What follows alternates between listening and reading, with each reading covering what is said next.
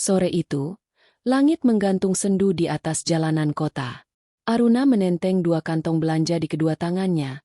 Aroma roti yang baru keluar dari oven masih samar tercium. Ia baru saja mampir ke toko favorit Davin, membeli kue kesukaannya casserole yang biasa ia sajikan setiap kali suaminya pulang kerja. Hujan rintik mulai turun, membasahi ujung rambut dan bahunya. Tapi ia tak peduli. Dalam hatinya ada semacam kehangatan kecil yang ia jaga. Seperti api lilin di tengah angin rapuh, tapi menyala. Sudah 2 tahun mereka menikah. Aruna meninggalkan dunia gemerlap keluarganya. Keluarga Wijaya salah satu konglomerat terbesar di negeri ini demi hidup sederhana bersama lelaki yang dicintainya. Ia pikir cinta akan cukup. Ia pikir kebahagiaan bisa tumbuh dari kesederhanaan, dari secangkir kopi pagi, dari tawa kecil di meja makan. Tapi sore itu, ketika ia membuka pintu rumahnya, dunia yang dibangun dengan pengorbanan itu runtuh seketika. Suara tawa menggema dari kamar mereka. Bukan tawa Davin yang ia kenal, tapi tawa perempuan lain nyaring, menggoda, memecah keheningan rumah yang seharusnya hangat. Aruna berhenti di ambang pintu, kantong belanjaan terlepas dari tangannya, isinya berhamburan di lantai. Sayur, susu, roti, dan 1 botol kecil parfum yang tadinya ingin ia berikan pada Davin. Ia berdiri diam beberapa detik, berharap telinganya salah. Tapi suara itu makin jelas. Bisikan mesra. Suara kasur yang bergeser. Napas terengah. Langkah Aruna terasa berat saat ia mendekat. Setiap langkah seperti menginjak pecahan kaca. Melukai tapi tak bisa berhenti. Ia membuka pintu kamar perlahan. Dan di sanalah kenyataan menamparnya lebih keras dari apapun. Davin, suaminya, sedang memeluk seorang wanita di tempat tidur mereka. Tubuh mereka masih terbalut selimut tipis. Wajah Davin memerah karena terkejut. Sedangkan wanita itu dengan rambut hitam bergelombang dan bibir merah menyala justru tersenyum kecil seolah tak bersalah. Waktu berhenti. Semua suara hilang. Hanya detak jantung Aruna yang terdengar, kencang dan sakit. Dadanya terasa sesak. Udara seperti lenyap dari ruangan itu. Ia menatap tanpa berkata-kata.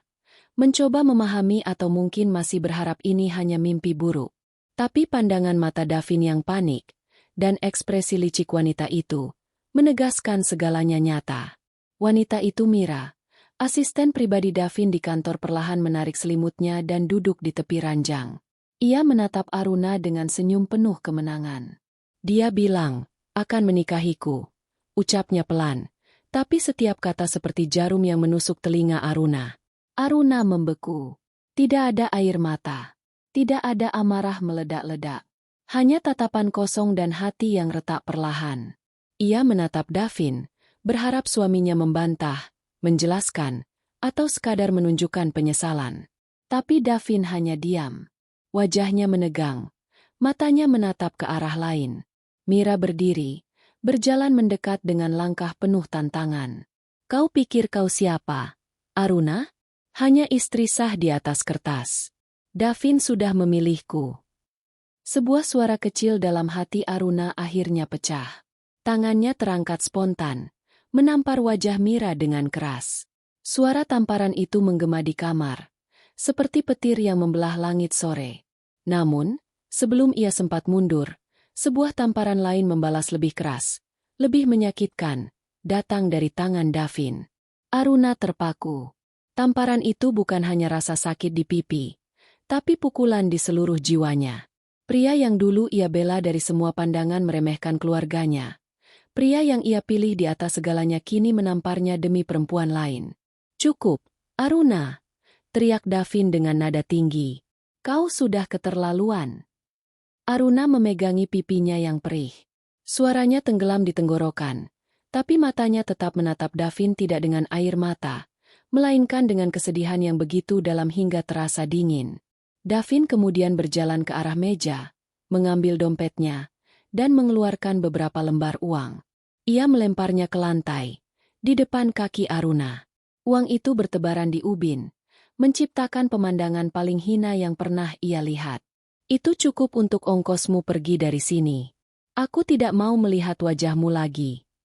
Mira tersenyum puas, lalu menggandeng lengan Davin seperti ingin menegaskan siapa yang kini berkuasa. Aruna menatap uang itu lama sekali. Ia tidak menunduk untuk mengambilnya. Hanya memandangi potongan kertas itu, simbol kehinaan yang dilemparkan padanya. Lalu perlahan, ia membungkuk, bukan karena tamak, tapi karena harga dirinya menuntut untuk tidak meninggalkan sisa dirinya di tempat itu. Ia memungut satu persatu uang yang berserakan, dengan tangan gemetar namun kepala tegak. "Terima kasih," ucapnya lirih. Suaranya nyaris tak terdengar, tapi cukup untuk membuat Davin menoleh. Tidak ada amarah, tidak ada tangisan. Hanya ketenangan yang aneh seperti permukaan laut sebelum badai. Aruna berjalan menuju pintu tanpa menoleh lagi. Setiap langkahnya terasa berat, tapi di balik keheningan itu, ada sesuatu yang berubah dalam dirinya. Sesuatu yang selama ini tidur kini terbangun. Begitu keluar dari rumah, hujan sudah berhenti, menyisakan aroma tanah basah dan langit kelabu. Aruna berdiri di bawah rintik sisa hujan, memandang rumah itu untuk terakhir kalinya. Rumah yang dulu ia bangun dengan cinta, kini menjadi kuburan untuk semua perasaan yang pernah hidup di dalamnya. Di jalan, lampu-lampu mulai menyala, menciptakan bayangan panjang di trotoar. Aruna melangkah tanpa arah, hanya ditemani suara langkahnya sendiri. Ia menggenggam uang di tangannya erat-erat, lalu menatapnya lama, seolah sedang melihat simbol pengkhianatan yang tak akan ia lupakan. Hatinya sakit, tapi di balik rasa itu ada bara kecil yang mulai menyala. Bukan amarah yang meledak, melainkan tekad yang tumbuh dari reruntuhan. Ia sadar, malam itu bukan akhir dari segalanya. Justru awal dari sesuatu yang lebih besar. Langit gelap, tapi mata Aruna tak lagi menatap ke tanah. Dalam pikirannya, satu nama terlintas, Wijaya. Nama yang dulu ia tinggalkan demi cinta, tapi kini menjadi tempat ia akan kembali. Bukan untuk berlindung, melainkan untuk bangkit. Dan di langkah terakhirnya malam itu, di bawah lampu jalan yang redup, Aruna berjanji dalam hati, ia tidak akan menuntut keadilan dengan air mata, tapi dengan kekuatan. Dunia telah mempermalukannya, tapi ia akan kembali berdiri lebih tinggi, lebih kuat, lebih dingin. Rumah itu tertinggal jauh di belakangnya, tapi luka yang ditinggalkan akan menjadi bahan bakar bagi langkahnya. Dan meski pipinya masih terasa perih, matanya kini memancarkan sesuatu yang baru, keteguhan. Malam itu, seorang istri yang disakiti lahir kembali bukan sebagai korban, tapi sebagai perempuan yang akan membuat dunia berlutut pada kekuatannya. Pagi itu datang tanpa cahaya. Matahari memang terbit seperti biasa, tapi bagi Aruna, dunia masih tenggelam dalam kegelapan yang sama dengan malam sebelumnya. Ia duduk di halte kecil di pinggir jalan, mengenakan jaket tipis yang masih lembab karena hujan semalam. Di tangannya, kantong plastik berisi uang yang dilempar Davin masih tergenggam erat, basah, kusut, dan kotor, tapi entah kenapa, ia tak sanggup membuangnya. Orang-orang berlalu lalang di sekitarnya, membawa rutinitas mereka masing-masing. Ada yang tertawa, ada yang mengeluh, ada yang sibuk mengejar waktu. Tapi Aruna hanya duduk diam, menatap kosong ke depan, seperti seseorang yang baru kehilangan arah hidupnya. Ia tidak tahu berapa lama ia duduk di sana. Mungkin 1 jam, mungkin 3. Waktu terasa tidak berarti. Hanya sesekali ia merasakan perih di pipinya bekas tamparan Davin yang kini mulai membiru. Perih itu seperti pengingat bahwa semua yang terjadi malam tadi bukan mimpi. Ia menunduk, melihat bayangan wajahnya sendiri di genangan air di bawah halte. Mata yang dulu hangat kini tampak redup. Rambut acak-acakan, bibir pucat. Tapi di balik pandangan kosong itu, ada sesuatu yang mulai bergetar. Luka yang dalam memang membunuh sebagian dirinya, tapi juga melahirkan sisi lain, sisi yang selama ini terkubur di bawah kesabaran dan cinta buta. Aruna bangkit perlahan. Ia berjalan tanpa tujuan pasti, hanya mengikuti langkah kakinya sendiri. Jalanan kota terasa asing, padahal disinilah ia tumbuh dulu, sebelum mengenal Davin. Setiap sudut seperti berbisik, kau sudah kembali ke dunia yang dulu kau tinggalkan. Ketika bus kota melintas, Aruna naik tanpa berpikir. Ia duduk di dekat jendela, menatap keluar dengan pandangan kosong. Dalam pikirannya, bayangan semalam berulang-ulang. Senyum licik Mira, tatapan dingin Davin, Suara uang berjatuhan ke lantai, dan dirinya yang berdiri sendirian di tengah semua penghinaan itu. Untuk pertama kalinya dalam hidup, Aruna merasakan sesuatu yang tidak pernah ia bayangkan sebelumnya. Bukan hanya kecewa, tapi hancur sepenuhnya. Cinta yang ia pupuk dengan kepercayaan berubah menjadi racun. Dan dari racun itu, kini tumbuh tekad yang tidak bisa dijelaskan dengan kata-kata. Bus berhenti di depan sebuah taman kota. Aruna turun, melangkah pelan ke arah bangku kosong di bawah pohon flamboyan yang mulai menggugurkan kelopaknya. Warna merah bunga jatuh di rambutnya, kontras dengan wajah pucatnya. Ia duduk, menarik napas dalam-dalam, mencoba menenangkan detak jantungnya yang masih tak beraturan. Tiba-tiba, kenangan masa lalu menyeruak. Hari di mana ia memutuskan menikah dengan Davin. Hari di mana ayahnya, Surya Wijaya, berdiri di depan ruang kerja dan berkata dengan nada dingin, "Kau akan menyesal." Aruna menentang saat itu. Ia percaya cinta bisa melunakkan hati siapapun, bisa membuat hidup sederhana terasa indah. Ia meyakinkan dirinya sendiri bahwa ia tidak butuh kemewahan, tidak butuh nama besar keluarga. Ia hanya butuh ketulusan. Dan kini, di tengah taman yang sepi itu, kalimat ayahnya menggema lagi, menghantam kesadarannya dengan getir. "Kau akan menyesal." Aruna menatap kedua tangannya. Dulu, tangan itu yang menandatangani surat keluar dari perusahaan keluarga Wijaya Group, menolak warisan, dan memilih hidup bersama pria yang ia yakini akan mencintainya sepenuh hati. Sekarang, tangan yang sama gemetar memegang uang sisa penghinaan, uang yang dilemparkan seperti sampah. Ia menutup mata, dan dari sudutnya, air mata akhirnya jatuh. Bukan tangisan histeris, bukan luapan emosi. Tangisan itu tenang, dalam, nyaris tanpa suara seperti laut yang bergelora di kedalaman tapi permukaannya tetap diam. Ia membiarkan air mata itu jatuh, satu persatu, membasahi tangan yang menggenggam uang itu. Ia tidak sedang menangisi kehilangan cinta, melainkan kehilangan dirinya sendiri. Perempuan yang dulu berani, lembut, dan penuh cahaya, kini terasa hilang di dalam kabut pengkhianatan. Aruna tidak tahu apa yang menunggunya nanti, tapi ia tahu satu hal. Ia tidak bisa kembali.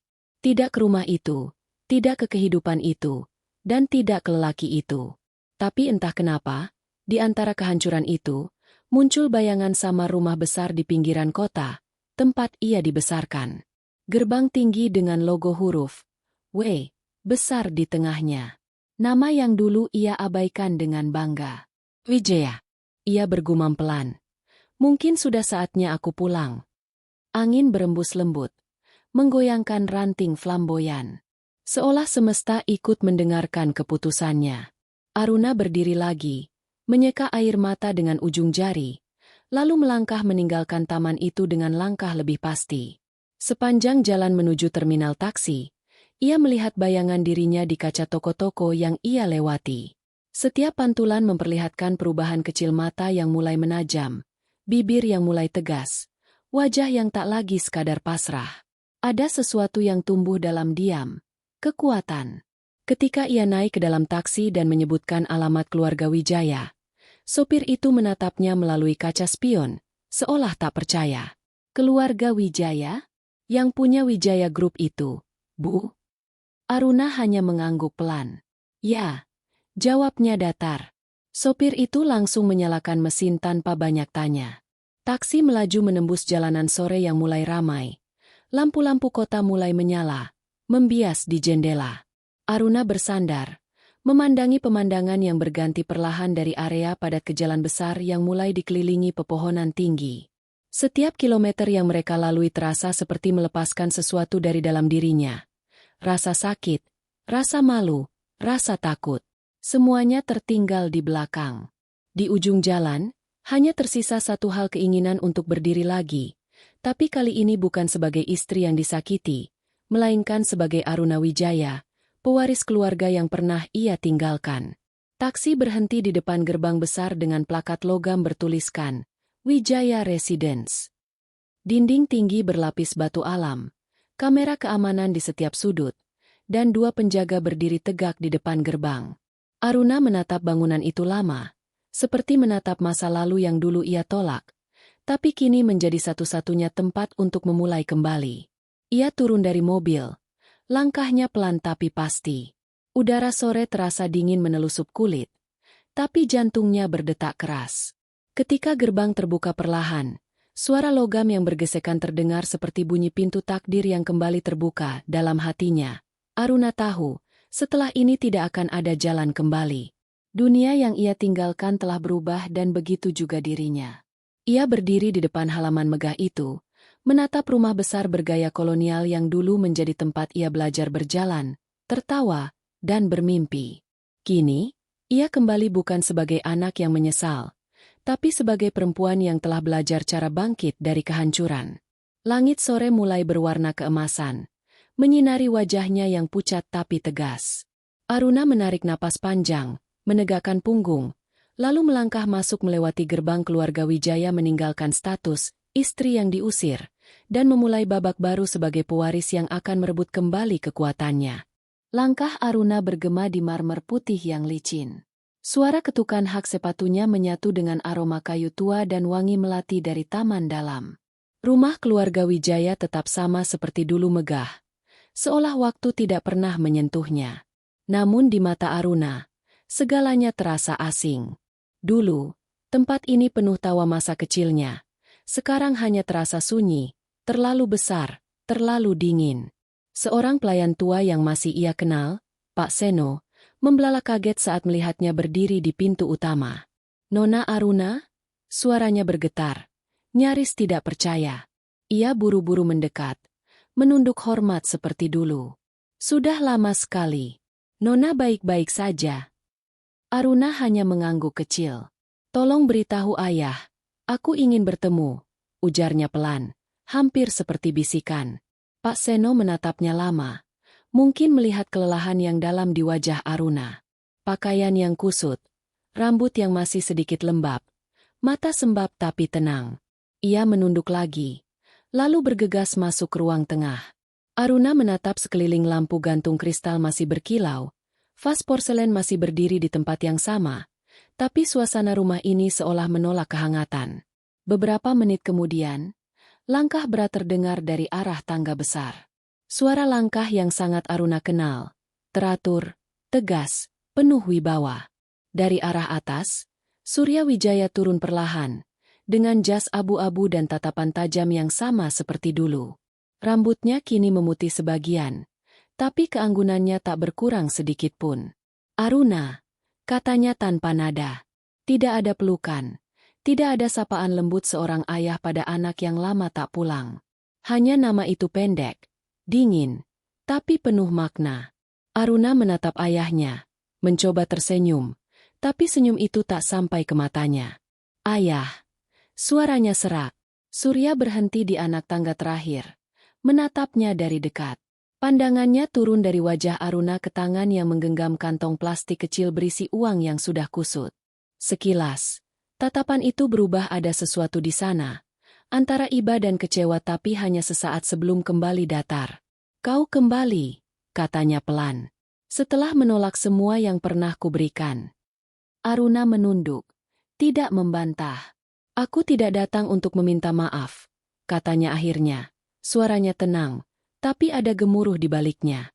"Aku datang karena aku tidak punya tempat lain yang pantas ditinggali selain di sini." Surya tidak langsung menjawab. Ia berjalan melewati Aruna, menuju ruang tamu, lalu duduk di kursi kulit besar di ujung ruangan. Aruna tahu kebiasaannya, ayahnya tidak suka bicara sambil berdiri. Ia menatapnya lama, lalu memberi isyarat halus agar Aruna duduk di seberangnya. "Jadi," ujar Surya akhirnya, "kau sudah merasakan apa yang selama ini kubicarakan." Kalimat itu menusuk lebih dalam daripada tamparan apapun. Aruna menelan ludah, menahan air mata yang hampir keluar. Ia tahu ayahnya tidak sedang ingin menyakiti, tapi juga tidak akan memberi pelukan simpati. Begitulah Surya Wijaya. Dingin, tapi selalu benar. "Ya," jawab Aruna pelan. "Aku sudah merasakannya." Keheningan turun di antara mereka. Hanya detak jam tua di sudut ruangan yang terdengar, berdetak pelan, teratur, tapi setiap detiknya terasa panjang dan berat. Aruna menatap jari-jarinya yang saling bertaut di pangkuan. Dalam kepalanya, bayangan Davin dan Mira masih muncul silih berganti tawa mereka. Kata-kata Mira yang menusuk, tamparan itu. Ia menggigit bibirnya sendiri untuk menahan gemetar. Surya memperhatikannya dalam diam. Akhirnya, ia berkata pelan. Kau tahu, Aruna, diam kadang lebih tajam dari 1000 kata. Ketika seseorang menghinamu, jangan balas dengan amarah. Balas dengan keberhasilan. Kalimat itu berhenti di udara, tapi menggema lama di dada Aruna. Ia mengangkat wajahnya perlahan. Ayah ingin aku kembali ke perusahaan. Surya tidak menjawab langsung. Ia menyandarkan diri ke kursi, menatap langit-langit. Aku tidak ingin kau kembali sebagai anak manja yang menyesal. Kalau kau kembali, kau harus tahu artinya menjadi seorang wijaya. Kita tidak menangis di depan orang lain. Kita membalas dengan kekuatan. Ada api kecil yang menyala di mata Aruna. Bukan lagi api amarah, tapi tekad. Diam-diam, ia menggenggam ujung roknya erat-erat, menahan semua emosi yang ingin meledak. Ia ingin berteriak, ingin menangis, tapi ia tahu tidak ada gunanya. Dunia sudah menamparnya keras, dan kini waktunya untuk membalas tanpa suara. Ia menatap ayahnya lama, lalu mengangguk. Aku mengerti. Surya menghela napas, menatap wajah putrinya sekali lagi, lalu berdiri. Kau bisa tinggal di kamar lamamu. Niko akan pulang malam ini. Dia akan senang melihatmu. Aruna berdiri dan menunduk pelan. Tanda hormat yang sudah lama tak ia lakukan. Terima kasih, Ayah. Surya tidak menjawab, hanya melangkah pergi meninggalkan ruangan. Ketika keheningan kembali menguasai rumah itu, Aruna duduk diam di kursi, menatap kosong ke arah jendela besar. Di luar, matahari mulai tenggelam, meninggalkan semburat jingga di langit. Pantulan cahaya itu mengenai wajahnya, menonjolkan kelelahan sekaligus kekuatan yang mulai tumbuh dari dalam. Ia menarik napas panjang, lalu menatap telapak tangan yang dulu lemah. Kini bergetar bukan karena takut, tapi karena tekad yang menekan dari dalam. Dalam diamnya, Aruna memikirkan segalanya. Penghinaan yang ia terima, cinta yang ia beri tanpa pamrih, dan kehancuran yang membuatnya terlahir kembali. Ia tahu, diamnya hari ini bukan tanda menyerah. Ini adalah keheningan sebelum badai, ketenangan yang menakutkan bagi siapapun yang pernah menginjak harga dirinya. Di malam itu, ketika semua penghuni rumah sudah mulai tenang, Aruna berdiri di balkon kamarnya. Angin malam berembus lembut, membawa aroma laut dari kejauhan. Ia memandang ke bawah, ke arah taman besar yang diterangi cahaya lampu taman. Dulu ia sering bermain di sana bersama Niko, penuh tawa dan keceriaan. Kini tempat itu terlihat seperti saksi bisu dari perubahan yang terjadi dalam dirinya. Davin, bisiknya pelan. Nama itu keluar dengan tenang, tanpa amarah, tanpa rindu. Kau menamparku di depan perempuan lain, mengusirku seperti sampah. Tapi kau akan melihat, dunia ini berputar. Ia menutup mata, mengingat tatapan Mira yang penuh ejekan. Perempuan itu pikir kemenangan sudah di tangannya. Tapi Mira tidak tahu Aruna yang ia hina bukan lagi istri lemah yang bergantung pada cinta. Ia adalah darah Wijaya, lahir dari keluarga yang ditempa oleh kekuasaan dan harga diri. Dalam diamnya, Aruna berjanji, tidak dengan kata-kata, tapi dengan tekad yang ia tanam dalam hatinya. Ia akan membalas semua yang terjadi, bukan dengan air mata, tapi dengan keberhasilan. Ia akan membuat Davin dan Mira menyaksikan kehancuran mereka sendir perlahan, dalam senyap, sampai mereka menyadari siapa yang sebenarnya kalah. Angin malam menelusup ke rambutnya, membuat helaian panjang itu menari pelan. Di bawah sinar bulan, wajah Aruna tampak tenang, tapi matanya menyimpan badai. Ia menatap ke arah kota yang berkilau di kejauhan, dan untuk pertama kalinya sejak malam itu, bibirnya melengkung tipis bukan senyum bahagia, tapi senyum yang dingin, nyaris menakutkan. Malam itu, Aruna Wijaya tidak lagi sekadar wanita yang diusir dari rumahnya. Ia telah berubah menjadi sesuatu yang lain, sesuatu yang lebih tajam, lebih kuat, dan lebih berbahaya dalam diamnya. Dunia hanya perlu menunggu waktu untuk melihat badai yang lahir dari keheningan itu. Pagi di kediaman Wijaya menyambut dengan keheningan yang kaku. Cahaya matahari masuk menembus kaca jendela besar kamar Aruna, memantul di permukaan meja rias yang masih tersusun rapi sejak terakhir kali ia tinggalkan bertahun-tahun lalu. Aroma bunga Kamboja dari taman belakang terbawa angin, mengingatkannya pada masa kecil yang terasa seperti kehidupan lain terlalu jauh, terlalu berbeda dari dirinya yang sekarang. Ia duduk di tepi tempat tidur, memandangi pantulan dirinya di cermin. Wajahnya tampak tenang, tapi matanya menyimpan sesuatu yang baru. Dulu, mata itu penuh kelembutan, selalu mencari pengertian, selalu takut kehilangan. Sekarang, ada dingin yang samar di sana, ketegasan yang lahir dari luka. Tangannya menyentuh pipi yang masih menyisakan sedikit bekas kemerahan. Ia menatapnya lama, seolah mengukir rasa sakit itu dalam ingatannya. Luka ini, pikirnya, akan menjadi tanda bahwa cinta yang tidak dihargai hanya akan membunuh harga diri. Dari luar, suara langkah mendekat. Ketukan lembut terdengar di pintu. Lalu suara yang familiar memecah keheningan. "Kak Aruna." Aruna menoleh, dan di ambang pintu berdiri Niko, adik laki-lakinya. Kini sudah dewasa sepenuhnya. Posturnya tegap, wajahnya tajam seperti sang ayah. Tapi mata itu, mata yang menatap Aruna sekarang, masih sama seperti dulu, hangat dan penuh kasih. Niko masuk, langkahnya cepat. Lalu tanpa banyak bicara memeluk kakaknya erat. Aruna sempat terkejut, tapi kemudian membalas pelukan itu. Untuk pertama kalinya setelah malam panjang penuh kehancuran, ia merasakan sesuatu yang menenangkan. Bukan cinta yang melukai, tapi kasih yang tulus dan utuh. "Kak, aku dengar semuanya," kata Niko pelan, masih memeluknya. "Aku marah, tapi juga senang kakak akhirnya pulang." Aruna tersenyum tipis. "Aku tidak tahu apakah ini bisa disebut pulang, Niko." Rasanya seperti datang ke tempat yang asing. Niko melepaskan pelukannya, menatapnya lekat-lekat. "Tidak ada tempat asing di rumah ini untuk kakak. Ayah, hanya butuh waktu. Tapi aku tahu dia bangga kakak datang sendiri, bukan meminta dibawa pulang." Kalimat itu menembus pelan ke dada Aruna, menghangatkan ruang hatinya yang dingin. Ia menatap adiknya lama, lalu mengangguk pelan. "Aku tidak akan kemana-mana lagi." Niko tersenyum samar, lalu beranjak pergi. Tapi sebelum menutup pintu, ia menoleh dan berkata, "Ayah ingin kakak datang ke kantor. Hari ini ada rapat penting di Wijaya Group." Dia bilang, "Waktunya kakak belajar kembali jadi bagian dari keluarga ini." Setelah pintu tertutup, Aruna berdiri di depan lemari besar berwarna gading. Ia membuka pintunya perlahan. Di dalam, masih tergantung pakaian lamanya, gaun-gaun berpotongan klasik, jas, dan mantel panjang. Semuanya tersusun rapi, masih seperti saat ia pergi dulu. Ia menarik salah satu jas berwarna abu muda, memegangnya di depan tubuhnya.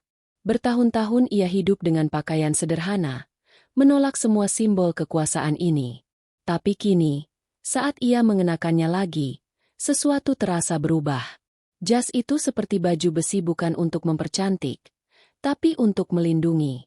Beberapa jam kemudian, mobil hitam keluarga Wijaya berhenti di depan gedung megah dengan tulisan besar Wijaya Group. Bangunannya berdiri gagah di pusat kota. Kaca-kaca tingginya memantulkan langit biru. Aruna menatapnya dari balik jendela mobil. Napasnya tertahan sesaat. Dulu, ia sering menjemput ayahnya di sini, waktu kecil. Ia ingat pernah berlari-lari di lobi dengan seragam sekolah, memeluk sang ayah dengan tawa riang. Tapi hari ini, gedung itu tampak berbeda, lebih dingin, lebih berat, seolah sedang menantangnya untuk masuk. Begitu melangkah ke dalam, semua mata menoleh. Para staf yang mengenal wajahnya hanya dari foto-foto lama langsung terdiam. Nama Aruna Wijaya mungkin sudah lama tak terdengar, tapi bayangannya masih hidup di antara mereka, putri konglomerat yang memilih cinta daripada kekayaan, dan kemudian menghilang. Kini ia kembali, bukan sebagai gosip masa lalu, tapi kenyataan yang berdiri di depan mereka. "Selamat pagi, Nona Aruna," sapa salah satu sekretaris senior dengan suara gugup. Aruna hanya mengangguk pelan. Ayah di ruang rapat. Sudah menunggu, Nona. Langkahnya bergema di sepanjang koridor panjang menuju ruang rapat utama. Di setiap sisi, foto-foto lama keluarga Wijaya tergantung di dinding termasuk satu foto dirinya di usia 25, berdiri di samping ayah dan adiknya, sebelum ia menikah. Ia berhenti sejenak, menatap foto itu. Wajahnya di sana terlihat bahagia, polos, penuh harapan. Aku tidak akan menjadi perempuan itu lagi, bisiknya pelan sebelum melanjutkan langkah. Begitu pintu ruang rapat terbuka, semua pandangan beralih kepadanya. Para direksi, manajer, dan investor yang hadir tampak terkejut. Di ujung meja panjang, Surya Wijaya duduk dengan ekspresi tenang, seolah sudah menunggu momen ini sejak lama. "Silakan duduk," katanya datar. Aruna duduk di kursi kosong di sampingnya. Tanpa bicara, rapat dimulai. Pembahasan tentang ekspansi bisnis, laporan proyek, dan strategi merger bergulir cepat. Aruna mendengarkan tanpa menyela. Tapi sesekali, ia mencatat sesuatu di buku kecilnya analisis, angka, dan beberapa hal yang tidak disebutkan tapi ia perhatikan dengan tajam. Beberapa direktur meliriknya, beberapa berbisik pelan, menilai, menebak-nebak alasan kemunculannya kembali. Tapi Aruna tetap diam. Ia tidak merasa perlu membuktikan diri dengan bicara. Keheningannya lebih kuat daripada 1000 pernyataan. Ketika rapat selesai, Surya berdiri dan berkata, "Mulai minggu depan, Aruna akan mendampingi saya di proyek baru. Saya ingin semua bekerja sama dengannya seperti kepada saya." Kalimat itu membuat ruangan mendadak hening. Tidak ada yang berani membantah. Tapi semua tahu keputusan itu besar. Seorang direktur muda berdehem, mencoba bertanya, "Apakah Nona Aruna akan menggantikan posisi yang lama, Pak?"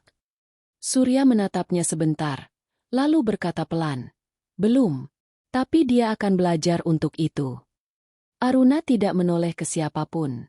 Ia hanya menatap ayahnya, dan dalam pandangan singkat itu, ada pengakuan yang tidak terucap.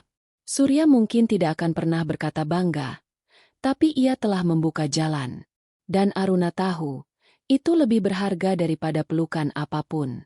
Sore menjelang ketika Aruna keluar dari gedung. Angin kota bertiup lembut, membawa aroma debu dan bunga dari taman depan. Ia berdiri di trotoar sebentar, memandang langit biru yang mulai berubah jingga. Beberapa pegawai masih memandanginya dengan tatapan penasaran, tapi Aruna tidak peduli. Ia melangkah perlahan menuju mobil yang menunggunya. Setiap langkah terasa ringan, tapi juga penuh makna. Ia bukan lagi Aruna yang sama yang keluar dari rumah dengan mata basah dan hati hancur.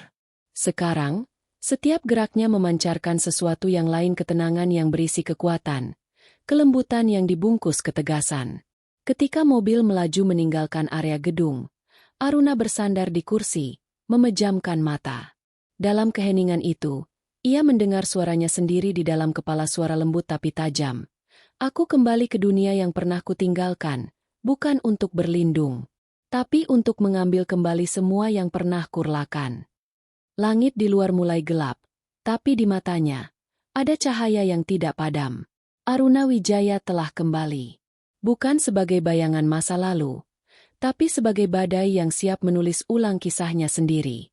Malam itu, kediaman keluarga Wijaya terasa senyap. Langit di luar gelap tanpa bintang. Hanya cahaya lampu taman yang memantul di kaca jendela ruang kerja Surya Wijaya. Di dalam ruangan besar itu, Aruna berdiri memandangi deretan foto-foto lama yang tertata di dinding. Ada wajah muda ayahnya di sana, diapit oleh dua anaknya, dirinya dan Niko dalam balutan pakaian putih di hari peresmian cabang pertama perusahaan. Foto itu diambil sebelum semua berubah. Sebelum ia memutuskan untuk meninggalkan segalanya demi cinta yang ia pikir akan menjadi rumah. Kini, berdiri di tempat yang sama, Aruna merasa seolah dirinya yang lama masih tertinggal di sana, gadis idealis yang berani menantang dunia, namun akhirnya kalah oleh naifnya sendiri. Di meja besar di tengah ruangan, lampu baca menyala lembut. Surya duduk di belakang meja itu, menatap beberapa berkas dengan kacamata di ujung hidungnya.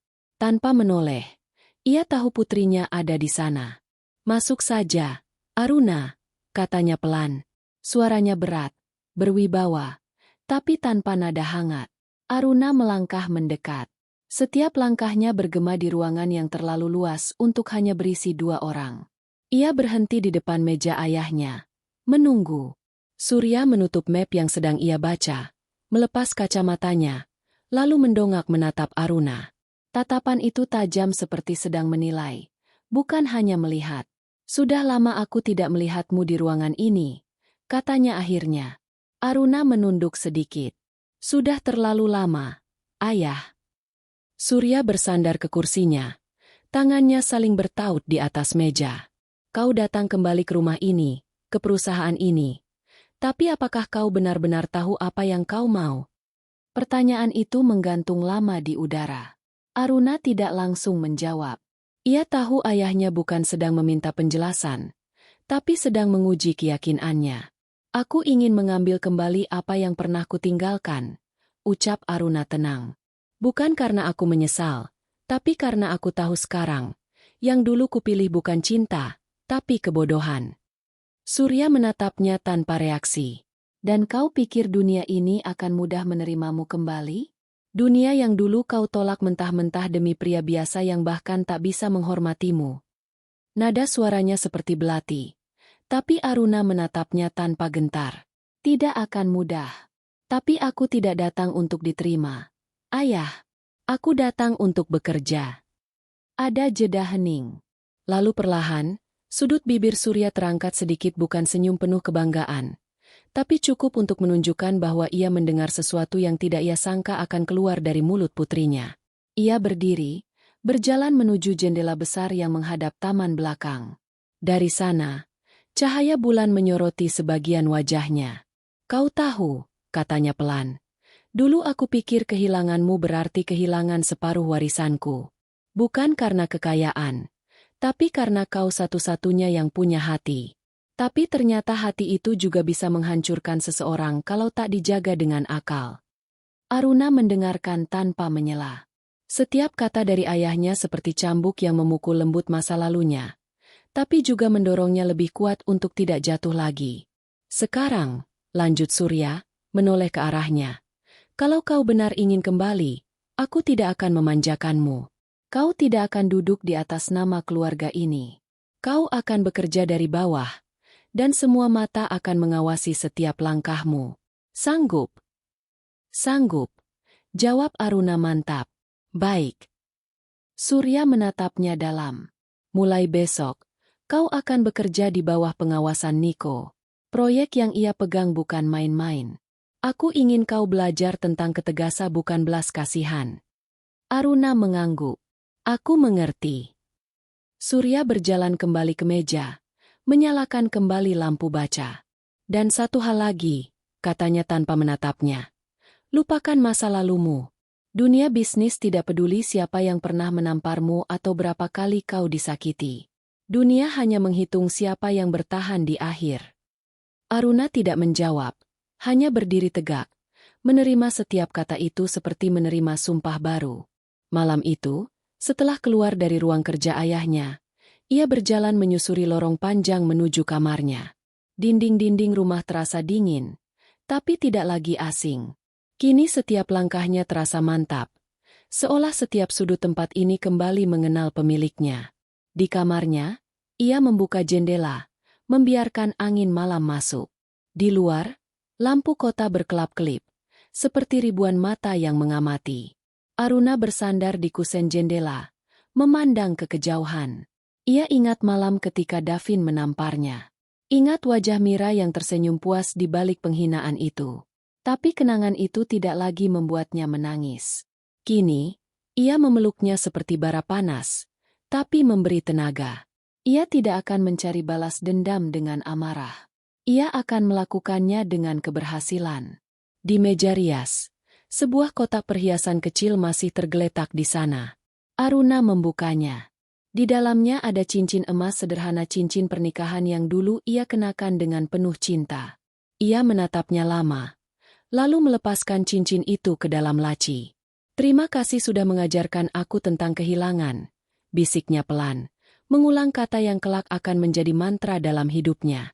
Keesokan harinya, Aruna datang ke kantor lebih awal dari siapapun. Ia mengenakan setelan berwarna krem lembut dengan rambut terikat rapi. Di wajahnya, tidak ada lagi sisa kelemahan. Niko sudah menunggunya di ruang proyek lantai 22. Begitu Aruna masuk, beberapa staf langsung berbisik. Mereka mengenalnya, tentu saja putri konglomerat yang dulu dikabarkan menolak warisan demi pria biasa. Kini ia berdiri di depan mereka, bukan sebagai legenda, tapi sebagai kenyataan yang menatap mereka balik. Niko menyodorkan beberapa berkas. Kita akan mulai dari proyek pengembangan properti di Batara Hills. Ayah ingin kau mempelajari laporan dari awal. Anggap saja ini ujian pertamamu. Aruna menerima berkas itu dengan tenang. Aku tidak takut ujian, Niko. Aku tahu, jawab adiknya, tersenyum tipis. Kau hanya takut mengulangi kesalahan yang sama. Kalimat itu membuat Aruna terdiam sejenak. Tapi kemudian, ia tersenyum samar. Aku tidak akan jatuh 2 kali di lubang yang sama. Sehari penuh ia tenggelam dalam pekerjaan. Angka-angka, rencana pembangunan, proposal, dan analisis pasar memenuhi mejanya. Tapi tidak ada keluhan, tidak ada lelah. Setiap data ia pelajari, setiap kesalahan ia catat, setiap peluang ia hafal. Beberapa staf mulai memperhatikannya diam-diam. Mereka melihat bagaimana wanita itu bekerja dengan tenang tapi cermat. Tanpa banyak bicara tapi setiap keputusannya tegas. Tak perlu waktu lama bagi mereka untuk sadar bahwa kehadiran Aruna bukan sekadar simbol keluarga tapi kekuatan baru yang akan mengguncang cara lama perusahaan berjalan. Sore menjelang, matahari memantulkan warna keemasan di kaca gedung. Aruna menutup berkas terakhir dan menghela napas panjang. Di luar jendela, bayangan gedung-gedung kota terlihat seperti benteng dingin dan kokoh. Tapi ia tidak gentar. Ia tahu, jalan di depannya panjang. Ia tahu, dunia ini penuh orang yang ingin melihatnya gagal.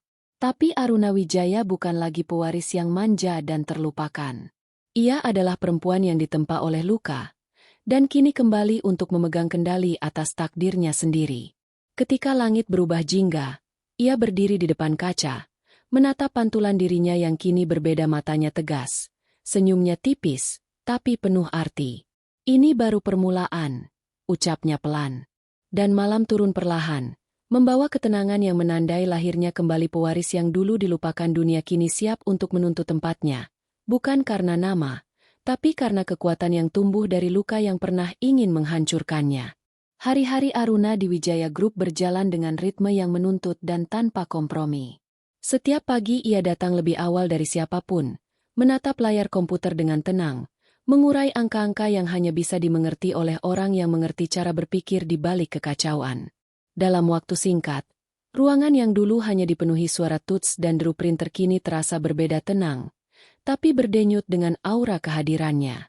Para staf yang awalnya memandang Aruna sebagai putri yang kembali karena kasihan ayahnya, mulai menahan lidah mereka. Tak ada yang menyangka bahwa wanita itu bekerja tanpa celah, nyaris tanpa jeda. Ia tak pernah memerintah dengan nada tinggi, tapi satu tatapan saja cukup membuat semua orang bergegas menyelesaikan tugasnya. Setiap sore, Aruna berdiri di depan jendela kaca besar, memandangi kota yang perlahan menyala di bawahnya. Gedung-gedung tinggi memantulkan warna jingga dan ungu, seperti lautan cahaya yang tak berujung. Di luar sana, orang-orang berlomba untuk bertahan hidup. Di dalam sini, ia belajar untuk memimpin tanpa rasa kasihan. Di sela-sela kesibukan itu, luka yang pernah ia bawa dari masa lalu tak sepenuhnya hilang. Kadang, ketika malam datang terlalu cepat dan ruangan mulai kosong, bayangan masa lalunya muncul di benaknya. Wajah Davin, suaminya yang dulu ia cintai dengan buta, muncul di sela lampu-lampu kota. Ia mengingat dengan jelas malam itu tangan Davin yang menamparnya. Tatapan dingin yang menyingkirkan dirinya seolah ia tak berarti apa-apa. Namun, semakin sering ingatan itu datang, semakin kuat pula Aruna berdiri. Luka itu tidak lagi membuatnya menangis. Luka itu kini menjadi penopang, fondasi dari keberaniannya untuk melangkah tanpa ragu. Setiap kali kenangan itu muncul, ia berjanji dalam hati bahwa tidak akan ada satupun orang lagi yang bisa membuatnya merasa sekecil dulu. Hari-hari berlalu dengan cepat, dan Aruna mulai menunjukkan bakat aslinya. Dalam rapat proyek Batara Hills, ia menemukan kesalahan pada laporan keuangan yang hampir lolos dari perhatian semua orang. Niko, yang memimpin rapat, hanya bisa menatap kagum saat Aruna menjelaskan dengan tenang, menyusun ulang strategi dan menghitung ulang anggaran di depan para manajer. Setelah rapat itu selesai, beberapa staf berbicara di luar ruang pertemuan. Mereka terkejut melihat kecermatan Aruna, dan lebih dari itu ketenangan yang ia tunjukkan bahkan saat membetulkan kesalahan besar timnya sendiri. Tidak ada amarah, tidak ada ejekan. Hanya tatapan yang membuat semua orang ingin memperbaiki diri. Namun di balik ketegasannya, Aruna masih manusia. Ketika malam semakin larut dan semua orang telah pulang, ia duduk sendirian di ruangannya, menatap lampu-lampu kota yang berkelap-kelip. Di sana, di tengah kesunyian, ia terkadang merasakan hampa yang tak bisa dijelaskan seolah setiap keberhasilan yang ia raih masih belum cukup untuk menghapus luka yang dulu ia dapatkan. Ia pernah memberi segalanya kepada cinta, dan cinta itu menghancurkannya. Kini ia memberi segalanya kepada pekerjaan, berharap di dalamnya ada ketenangan. Tapi ketenangan itu belum datang. Yang ada hanyalah kekuatan yang tumbuh dari rasa kehilangan, kekuatan yang dingin tapi nyata. Suatu sore, saat ia sedang memeriksa laporan, Niko mengetuk pintu ruangannya. Aruna menoleh, dan adiknya masuk membawa 2 cangkir kopi. Ia menaruh salah satunya di meja Aruna, duduk di kursi di depan. "Sepertinya kau belum makan siang," kata Niko. Suaranya lembut tapi penuh perhatian. Aruna tersenyum kecil. "Aku bahkan hampir lupa hari ini hari apa." "Kau berubah, Kak," kata Niko setelah jeda sejenak. "Dulu kau terlalu lembut. Sekarang, aku tidak tahu, mungkin terlalu kuat." Aruna menatap permukaan kopi di tangannya. Uapnya menari pelan, mengingatkannya pada waktu-waktu dulu ketika ia dan Niko sering duduk di teras rumah sambil bercerita. "Kekuatan kadang lahir karena kita tidak punya pilihan lain," katanya akhirnya. "Kalau aku masih lembut seperti dulu, aku tidak akan bisa bertahan di sini." Niko mengangguk pelan. "Aku mengerti. Tapi jangan biarkan luka itu menelanmu. Kak, kekuatanmu berharga. Tapi jangan biarkan ia menggantikan hatimu." Aruna tidak menjawab, hanya menatap keluar jendela. Di luar, hujan mulai turun pelan-pelan, memburamkan lampu kota. "Luka ini tidak akan menelanku, Niko," katanya tenang. "Luka ini justru yang membuatku hidup." Setelah Niko pergi, Aruna menatap lagi hujan yang turun deras di luar sana. Butir-butir air menetes di kaca, membentuk jejak yang panjang, seperti waktu yang tak pernah berhenti. Ia merasakan sesuatu di dadanya, bukan kesedihan, tapi tekad yang semakin kokoh. Ia tahu perjalanan ini baru dimulai. Ayahnya belum sepenuhnya mempercayainya. Dunia bisnis masih menganggapnya hanya nama besar di belakang seorang pengusaha besar. Tapi Aruna tidak lagi mencari pembenaran. Ia hanya ingin berjalan, langkah demi langkah, sampai dunia itu sendiri yang akhirnya mengakui keberadaannya.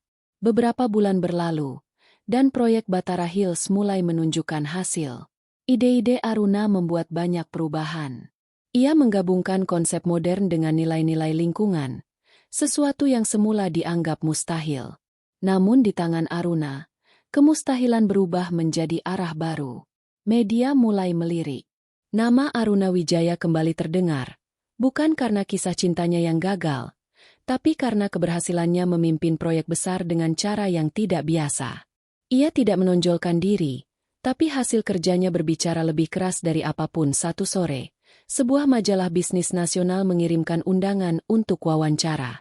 Mereka ingin menampilkan kisah kembalinya pewaris Wijaya Group yang sempat menghilang dari dunia bisnis. Aruna membaca surat itu lama, lalu meletakkannya tanpa ekspresi.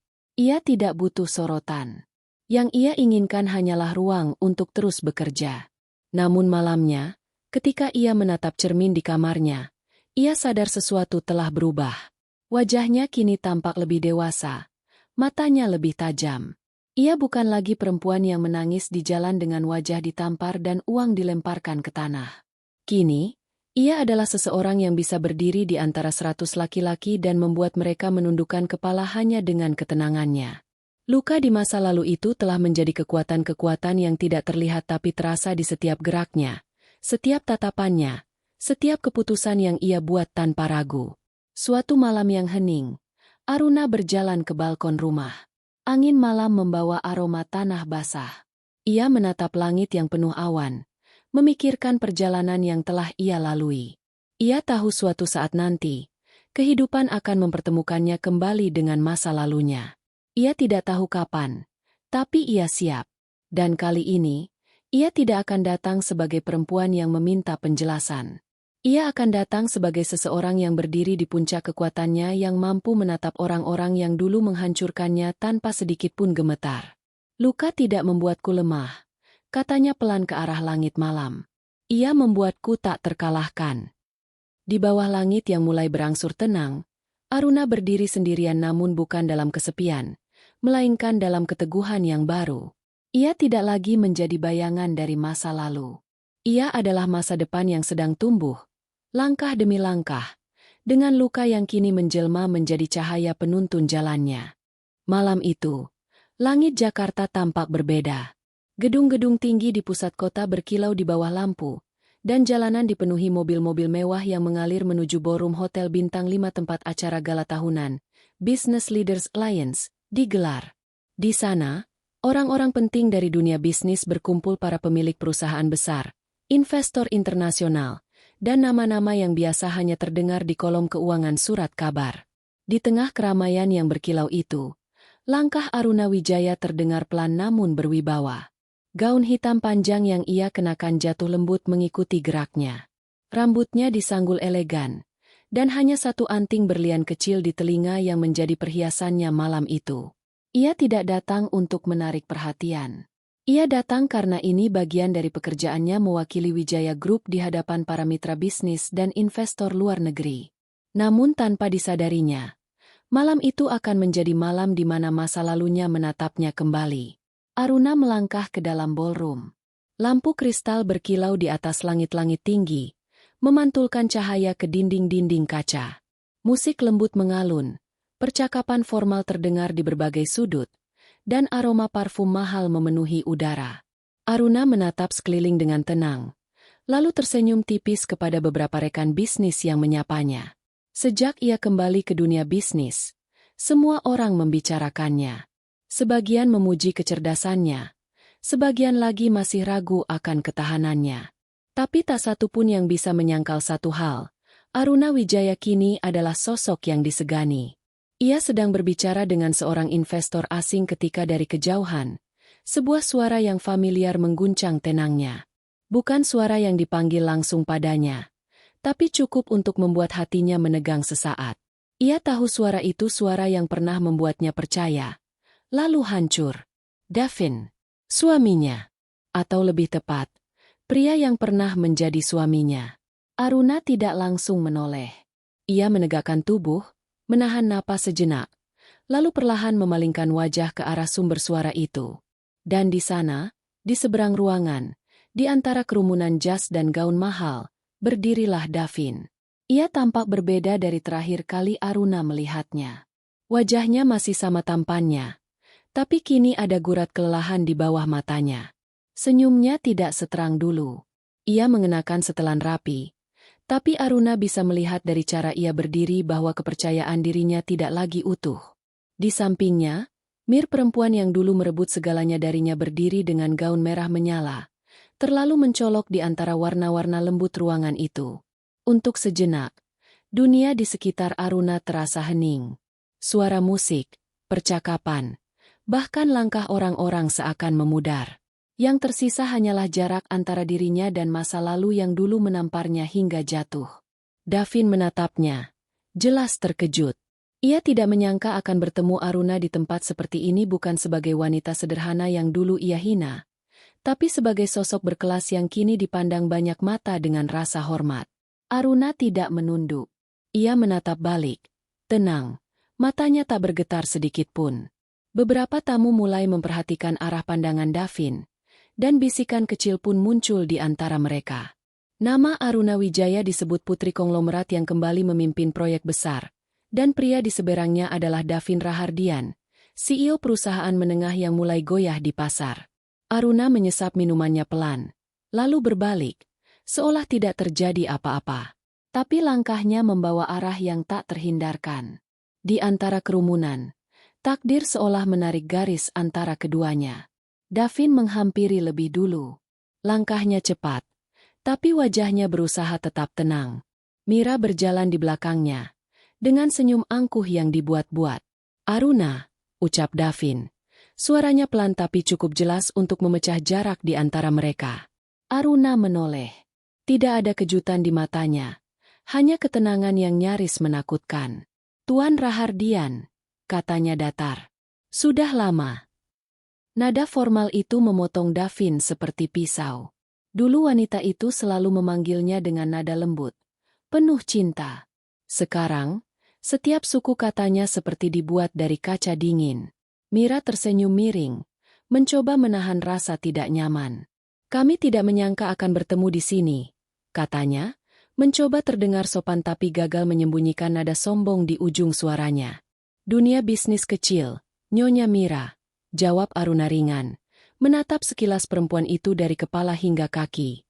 Tatapannya tidak menghina, tapi cukup untuk membuat Mira menggigit bibirnya. Davin menelan ludah, mencoba menjaga wibawanya. "Kau tampak berbeda sekarang." Aruna hanya tersenyum tipis. "Orang berubah, Davin.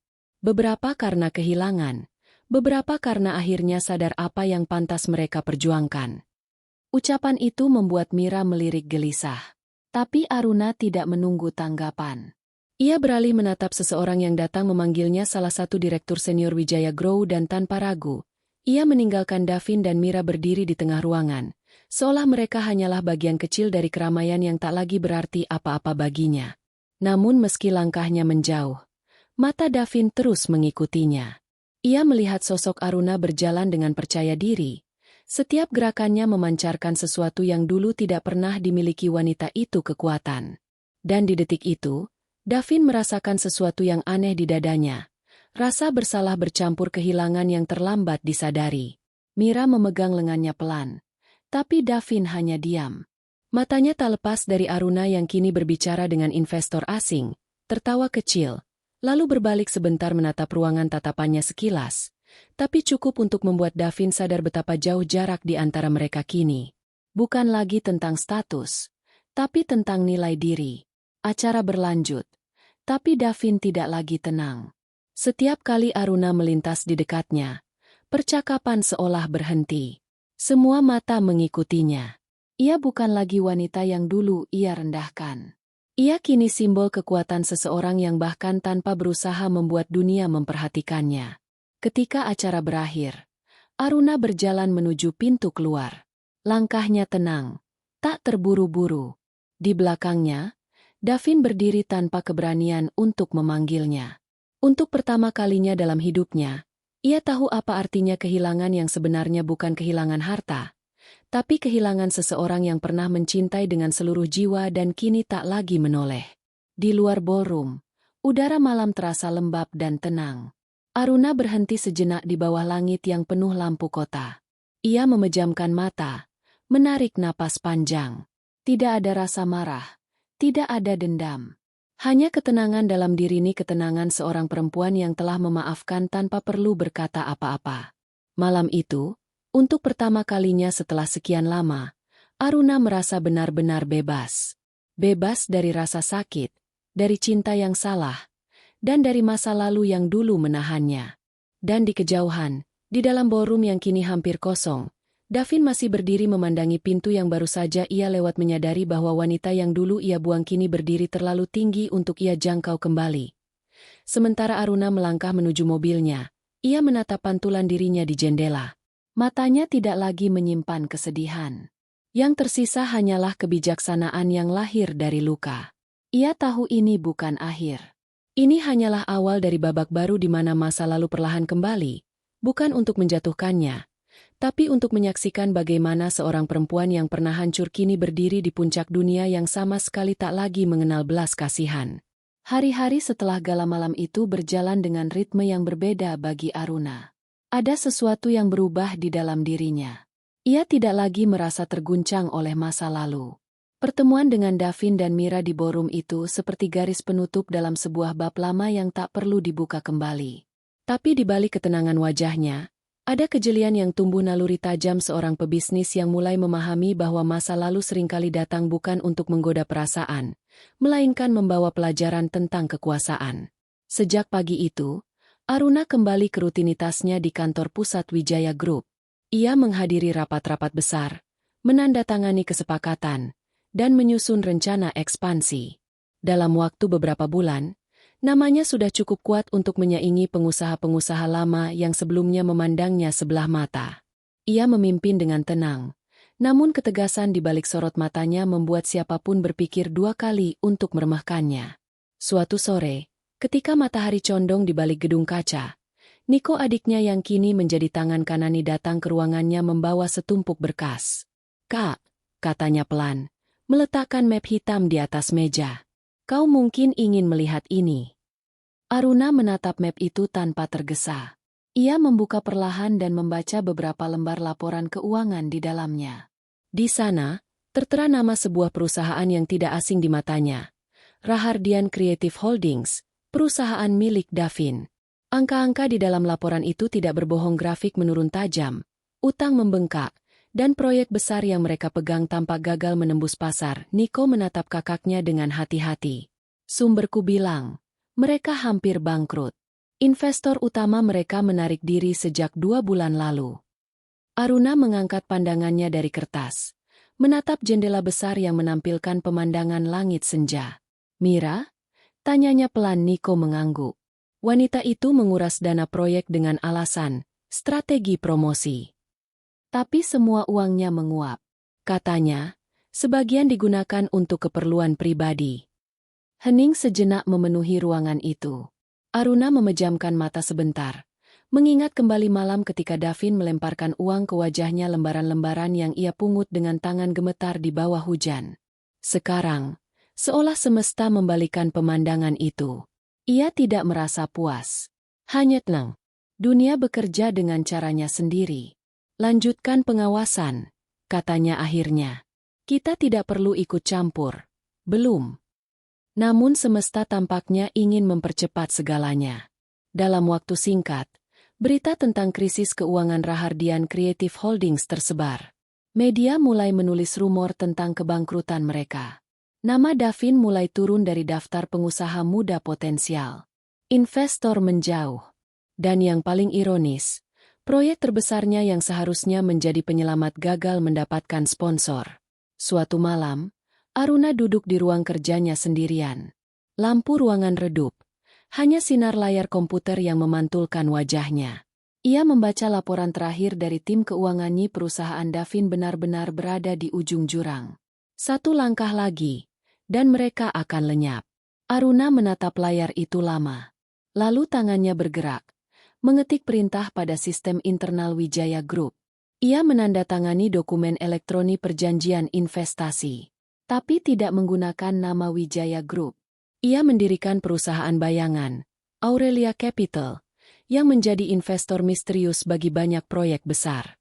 Lewat Aurelia, Aruna mengajukan tawaran untuk membeli saham mayoritas Rahardian Creative Holdings dengan syarat penuh kerahasiaan. Tawaran itu datang pada saat Davin berada di titik paling rendah, sehingga ia menerimanya tanpa pikir panjang. Ia tidak tahu siapa di balik Aurelia Capital. Ia hanya melihat kesempatan untuk menyelamatkan nama dan bisnisnya. Hari penandatanganan berlangsung di sebuah kantor hukum di bilangan Sudirman. Davin datang sendiri. Wajahnya lelah tapi berharap. Ia tidak tahu bahwa beberapa lantai di atas ruangan itu, Aruna berdiri di depan jendela besar, menatap mobilnya yang baru berhenti di parkiran bawah. Ketika kontrak itu resmi ditandatangani, Aurelia Capital resmi menjadi pemilik terbesar Rahardian Creative Holdings. Dalam satu langkah, Aruna bukan hanya menyelamatkan perusahaan yang dulu ia bantu bangun bersama Davin tapi juga mengambil alihnya sepenuhnya, tanpa ia sadari. Beberapa hari kemudian, berita itu keluar. Investor baru selamatkan Rahardian Creative Holdings. Nama investor tidak disebut. Hanya disebut perusahaan misterius yang berbasis di Jakarta. Aruna tersenyum tipis membaca artikel itu. Di tangannya, Davin kini bukan lagi pria yang meninggalkannya, melainkan bagian kecil dari roda bisnis yang bisa ia gerakan kapan saja. Namun Aruna tidak terburu-buru melakukan apapun. Ia menunggu. Ia ingin melihat bagaimana nasib berputar, pelan tapi pasti. Davin, yang awalnya merasa lega karena perusahaannya terselamatkan, mulai merasakan perubahan.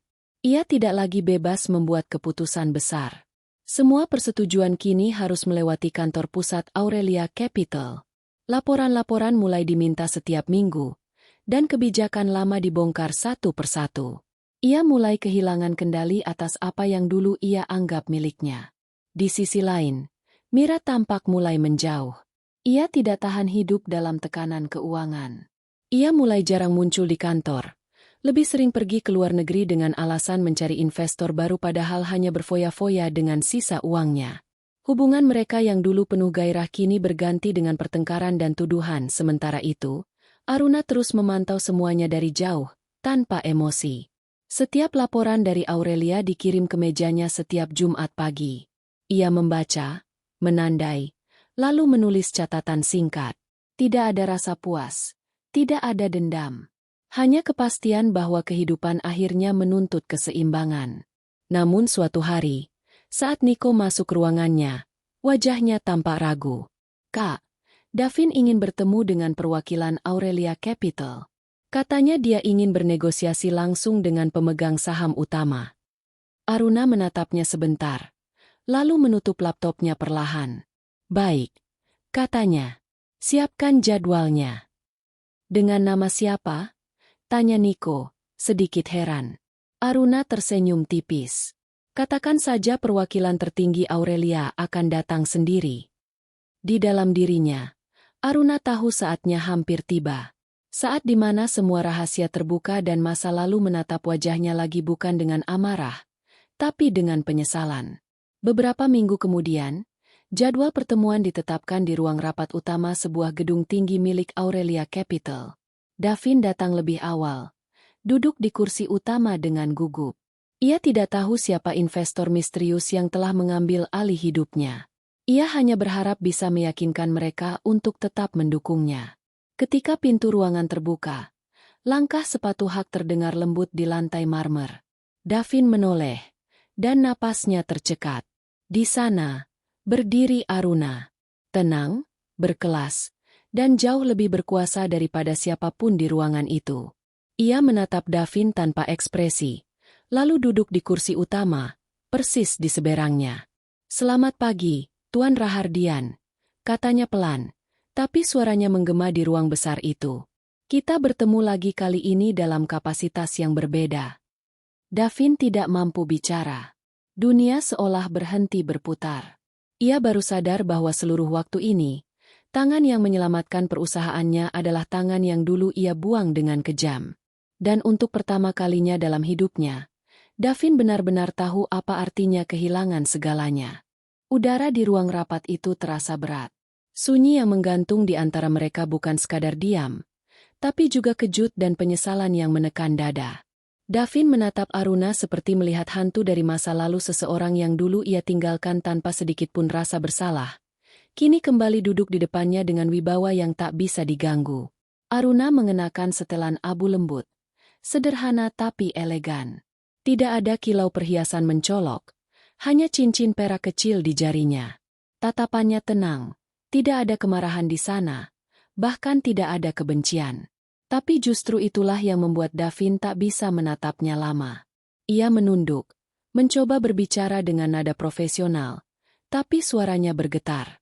"Jadi, kau yang berada di balik Aurelia Capital?" Aruna menyandarkan punggungnya perlahan, seolah pertanyaan itu hanya hal kecil yang sudah lama ia tahu akan muncul.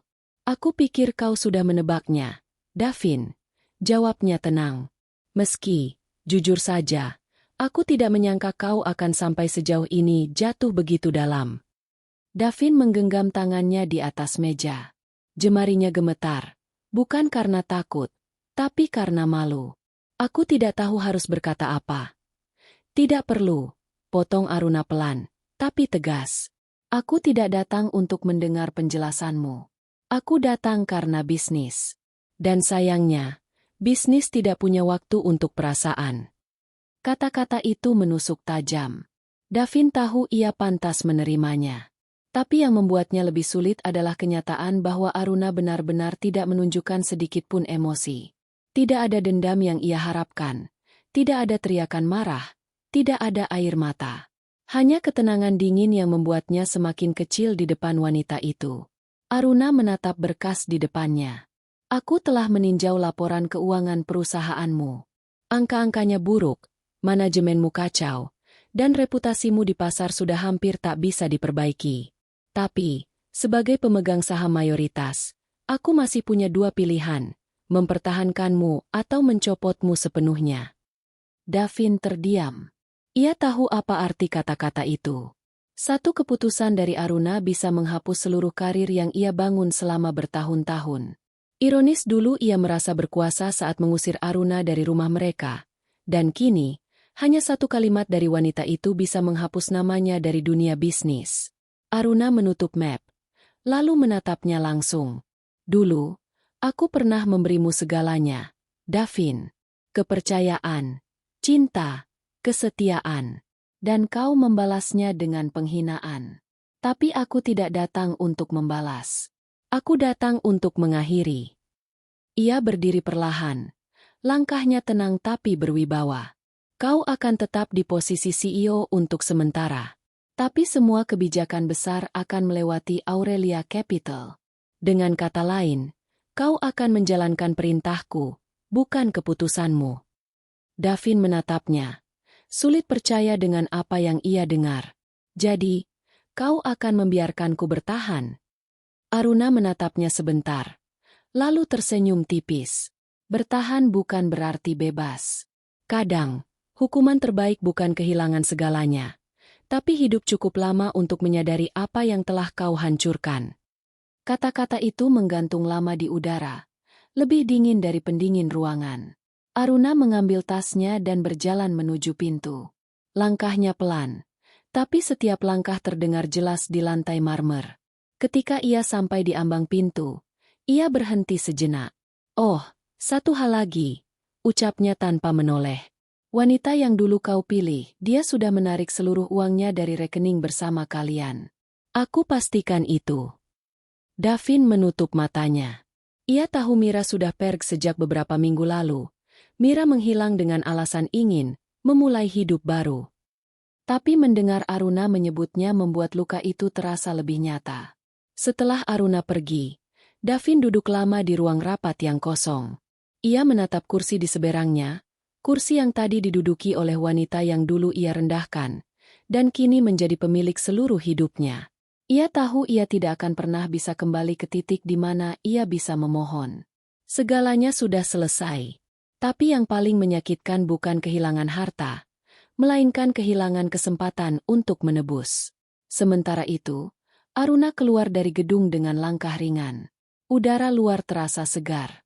Ia berdiri sejenak di bawah langit siang, memejamkan mata, membiarkan cahaya matahari menyentuh wajahnya.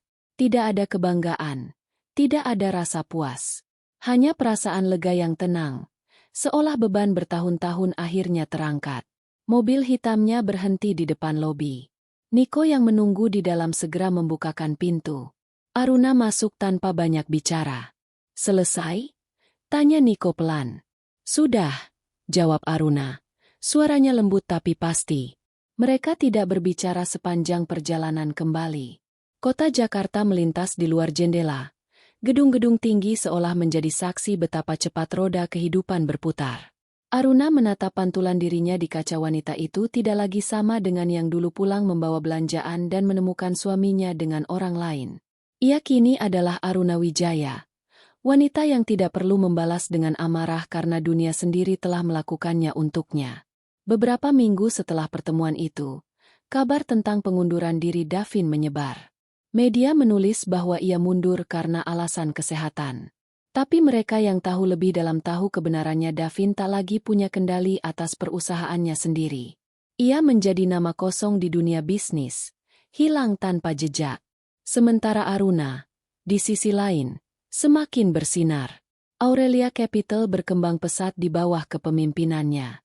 Banyak yang kagum dengan sosok misterius di balik perusahaan itu, tapi hanya segelintir orang dalam yang tahu siapa sebenarnya wanita di balik nama itu. Pada suatu malam, ketika Aruna sendirian di balkon rumahnya, ia menatap langit penuh bintang. Angin lembut menyapu rambutnya. Di tangannya, segelas teh hangat mengepulkan uap tipis. Ia teringat wajah Davin bukan dengan benci, melainkan dengan tenang. Ia tidak menyesal pernah mencintainya, karena dari cinta itulah ia belajar arti kehilangan dan harga diri. Aruna menghela napas panjang. "Aku sudah memaafkanmu, Davin," bisiknya pelan, hampir seperti doa yang terbawa angin. "Tapi aku tidak akan pernah lupa." Dan dengan kata itu, seolah semuanya benar-benar berakhir. Luka yang dulu berdarah kini menjadi bekas samar di dalam dirinya, bukan untuk dihapus, tapi untuk diingat sebagai pelajaran. Keesokan harinya, Aruna kembali ke kantornya seperti biasa. Tidak ada yang tahu apa yang sebenarnya terjadi antara dirinya dan Davin. Dunia hanya tahu satu hal, Aruna Wijaya adalah wanita yang kuat, elegan, dan tak tergoyahkan. Ia bukan korban dari pengkhianatan, melainkan bukti bahwa kekuatan sejati tidak selalu datang dari amarah kadang, justru dari diam yang tahu kapan harus melangkah pergi. Di suatu tempat di kota yang sama, Davin berjalan sendirian di trotoar malam. Ia menatap papan reklame besar di gedung tinggi yang menampilkan wajah Aruna dalam majalah bisnis bergengsi. Judulnya sederhana, Aruna Wijaya, The Woman Who Rose from the Ashes. Davin berhenti lama di sana. Lampu kota menyala di sekelilingnya, tapi ia merasa tenggelam dalam kegelapan. Dalam diam, ia tahu semuanya sudah berakhir. Dan yang paling menyakitkan bukan karena Aruna membalasnya, tapi karena ia tak pernah benar-benar mengenali wanita luar biasa yang dulu ia miliki. Sementara itu, di lantai tertinggi gedung Wijaya Group, Aruna menutup berkas terakhirnya malam itu. Ia memandang keluar jendela, melihat lampu-lampu kota yang berkilau. Dunia di bawah sana penuh dengan intrik, ambisi, dan cinta yang bisa berubah menjadi racun. Tapi ia sudah tidak takut lagi.